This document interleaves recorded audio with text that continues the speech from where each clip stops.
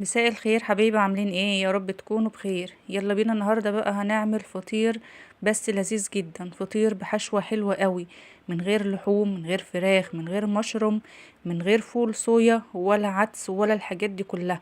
بحشوة مغذية جدا، كلها فيتامينات. وبجد الفطير خطير، طعم الفطير كده حلو قوي. شايفين شكل الفطير كده عامل ازاي؟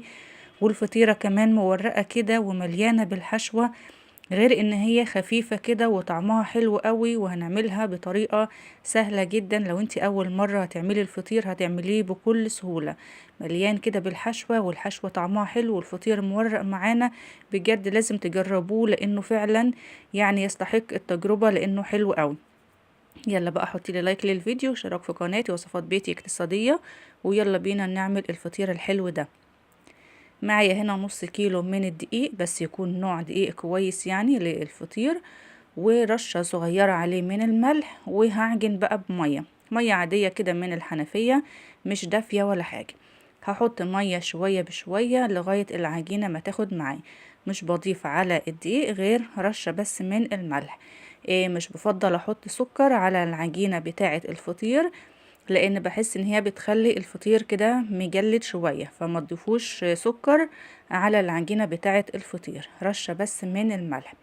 هنزل شوية بشوية كده من المية، وهعجن لغاية العجينة ما تاخد معايا. يعني اخدت معايا تقريبا حوالي كوباية وربع، كوباية ونص كده.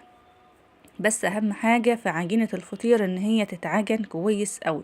اعجني فيها كده حبة كويسين عشان تديكي فطير ناجح، وتفرديه كده هو يبقى كويس معاكي، ما يتقطعش منك. العجين يتعجن كويس، وبعدين نسيبه يرتاح شوية كده كويسين. دي اهم النصايح في العجينة بتاعة الفطير. لغاية كده ما لمت العجينة معايا، والعجينة متوسطة كده، ولا هي لينة قوي ولا ناشفة قوي، مظبوطة كده. بعد كده جبت صينية كده او طبق، دهنته من الزيت، وبدهن ايديا برضو بالزيت. وهشكل كده العجينة كور على قد حجم الفطيرة اللي انا عايزاه. يعني عملتهم كده بالحجم اللي انتوا شايفينه كده، يعني قد البرتقانة البلد الصغيرة دي كده. الحجم ده حلو قوي لمقاس الفطيرة اللي انا عاملاه، زي اللي شفتوه كده في اول الفيديو. قطعتهم كده لتسع فطاير، يعني النص كيلو عمل معايا كده 9 فطاير بالحجم اللي شفته ده. بغطيهم بقى بكيس كده بلاستيك عشان وشهم ما ينشفش، وبسيبهم يرتاحوا شوية. لازم عجينة الفطير ترتاح شوية قبل الفرد. على ما ترتاح بقى من عجينة معايا بتاعة الفطير، هنا بعمل بقى ايه؟ الحشوة بتاعتي، اللي هي عبارة عن ايه؟ معايا بصلاية كده كبيرة او بصلتين كده وسط، في معلقتين زيت وبشوحهم. مش هياخد معايا لون البصل، بس عاوزاه يدبل كده شوية. بعد ما بتدبل كده معايا البصلة، بكون مجهزة طبق كده مليان بالخضار الحلو ده. فلفل الوان وجزر مبشور، يعني مليان كده فيتامينات. كل الفلفل الالوان ده والجزر يعني كلهم فيتامينات. قطعتهم كده قطع صغيرة ونزلت بيهم على البصل، وهديهم كده تشويحتين 3، مش كتير لان الجزر مبشور والفلفل متقطع صغير. فانا مش عايزة الخضار يعني ينهار، انا عايزاه يحتفظ بالقيمة الغذائية بتاعته وبالالوان بتاعته. بملحه برشة كده بس من الملح ورشة من الفلفل الاسود، مش بضيف اي توابل تانية خالص. وملحوظة ما تكتروش ملح في الحشوة عشان احنا لسه هنضيف عليها زيتون. ملحوظة تانية، انا كنت مقطعة الخضار ده ومجهزاه قبل ما اعجن العجينة. يعني مش انا عجنت العجين مثلا وبعدين قعدت اقطع في الخضار، لا، هياخد وقت مني. فيعني ترتيبي خطواتك كده عشان ما توقفيش كتير في المطبخ. فانا جهزت الخضار قطعته الاول، وبعدين عجنت الفطير بتاعي. بعد كده ما اخد تشويحتين كده على البوتاجاز، شيلته بقى من على النار وفضيتها في طبق كده الحشوة علشان تبرد.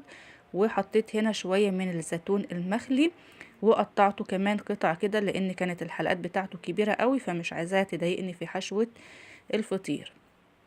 وسبت الحشوة كده على جنب عشان تبرد. والحشوة دي كنت عاملاها في فيديو كده لوحده معاكم، ان هي تمشي معاكم في كل المعجنات الصيامي، فطاير زي كده، حواوشي، يعني فطيرة كده في الفرن كبيرة.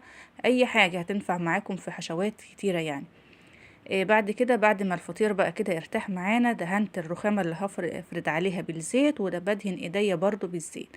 وبفرد كده الفطيرة زي ما انتوا شايفين كده. الفطيرة بتتفرد معايا بكل سهولة. العجينة معجونة كويس، يعني مخدومة كويس في العجين ومرتاحة، وكمان نوع الدقيق كويس، فبتتفرد معايا بكل سهولة.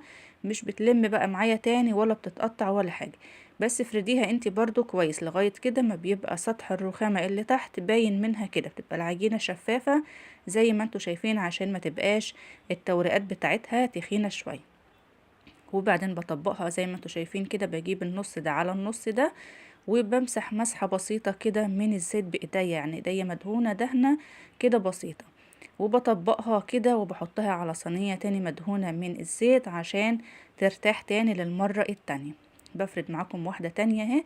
شايفين اهم حاجة في الفطير ان هو لما يرتاح معاكي كويس يتفرد بكل سهولة. بفردها بإيديا كده بتتفرد معايا في ثواني، وبكون مسحة ايديا برضو بمسحة كده بسيطة من الزيت. عايزة اقول لكم ان الفطير ده خفيف جدا بالزيت كده، خفيف اكتر بكتير من اللي هو بيتعمل بالسمنة. يعني بجد فعلا خفيف، تاكلي منه كده ولا تتعبي ولا تحسي كده ان هو تقيل. هعمل كل الفطاير اللي معايا مرة واحدة بالشكل ده عشان اسيبهم يرتاحوا، وبعد كده ناخد من اول واحدة عملناها ونبدأ بقى نفردها كده علشان نحط الحشوة. بفردها كده على شكل كده مربع. بفردها برضو شوية كده، يعني مش كتير تكون رقيقة قوي ولا تكون تخينة، ومتوسطة كده. هنا بقى معايا جبنة موتزاريلا صيامي او نباتي، يعني اختياري لو موجودة عندك، لو مش موجودة ممكن تستغني عنها. بحط كده رشة كده قبل الحشوة ورشة كده من فوق الحشوة، وبحط معلقة كبيرة مليانة كده من الحشوة بتاعتنا. وهبدأ هنا كده اطبقها كده على شكل ظرف كده. باخد الجنب ده على الجنب ده، يعني زي ما انتوا شايفين كده، وبطبقها كده على شكل مربع، وبقفل الجوانب بتاعتها كويس عشان ما تتفتحش معايا في الفرن. وعلى التقفيلة في النص كده بحط زيتونة كده بتقفل الفطيرة وبتديني كمان شكل حلو. بحطها بقى على الصينية اللي هخبز فيها على طول، والصينية تكون كمان مدهونة دهنة من الزيت. ممكن الجبنة الموتزاريلا تحطيها مع الحشوة في نفس الحشوة وتقلبيها كده مع بعض، وممكن تحطيها كده زي ما انا حطيت رشة كده تحت الحشوة وحبة كده من فوق الحشوة. هي بتبقى حلوة يعني وبتدي طعم كده حلو، لكن لو مش موجودة عندك هي الحشوة كده طعمها بجد حلو قوي ومشبعة كده ومغذية جدا. وبقفلها كده نفس النظام زي ما شفتوا كده. على ما بخلص بقى الفطاير بتاعتي، في الوقت ده اللي انا شغالة فيه بكون مولعة الفرن يسخن، لان الفطاير لازم تدخل على فرن يكون سخن جدا. مولعة من فوق ومن تحت الفرن والشواية. هحط الصينية على الصاجة من تحت ومولعة الشواية. لكن لو ما عندكيش طيب شواية بتولع مع الفرن، هتولعي الفرن يسخن قوي وتحطيها على الصاجة لغاية ما تاخد لون ذهبي من تحت، وتطفي وتولعي من فوق تاخد لون ذهبي من فوق. هنا بعد ما كنت بقى فردتهم بقى كلهم عشان بقى بيرتاحوا بقى كده ورايا على طول على ما الفرن بيسخن. انا عايزه اوريكم هنا شكل الفطير في الفرن. شايفين الفطير يا جماعه مورق وبيقب في الفرن كده، بتتنفخ الفطيره مليانه بالحشوه ومورقه، مش بقى الفطير يكون يعني مكتوم او مجلد ولا كده، لا، شايفين الفطيره منفوخه في الفرن كده بجد مورقه وحلوه قوي، وطالعه بقى سخنه كده مقرمشه كده من بره وطريه من جوه ومليانه بالحشوه، وطعم الحشوه حلو قوي فيه. يعني فعلا انا مش عايزه اشكر في الفطير ده كتير، لانه فعلا يعني حلو ويستاهل فعلا التجربه. جربوه وهتشوفوا بنفسكم. شايفين بقى الفطيره واخده اللون الحلو الذهبي من فوق زي من تحت، ومليانه كده بالحشوه، وكمان لما بيقعد كمان كده ويبرد بيبقى طري كده وبيبقى حلو قوي، يعني حلو وهو سخن ولما بيبرد كمان. شايفين انا بقطع لكم واحده وهي سخنه كده، يعني بجد حلو جدا، حلو جدا. بتمنى فعلا تجربوه تغيير بقى كده في الاكل.